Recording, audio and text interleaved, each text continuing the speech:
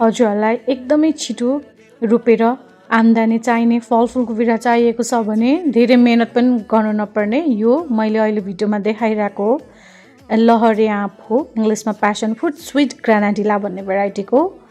यो चाहिँ एकदमै मिठो भेराइटी मध्येमा पर्छ, सबसे मिठो लहरे आँप मध्येमा सबसे मिठो भेराइटीको हो यो हजुरले रोपेको 6 देखि 8 महिनामा यसले उत्पादन दिन सुरु गर्छ र हजुरले यदि मजाले स्याहार सुसार गर्नुभयो भने एउटा बोटबाट नै हजुरले 25 देखि 30 केजीसम्म उत्पादन लिन सक्नुहुनेछ र यसको नेपाली बजारमा मार्केट एकदमै राम्रो छ।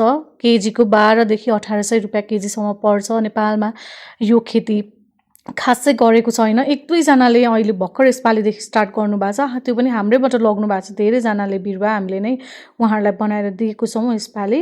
सो अब हामीसँग धेरै पिस अभाइलेबल छैन, जम्मा 100 पिस अभाइलेबल छ, एउटाको 150 रुपैयाँ पर्छ। यदि हजुरलाई चाहिएमा please do visit us. Thank you.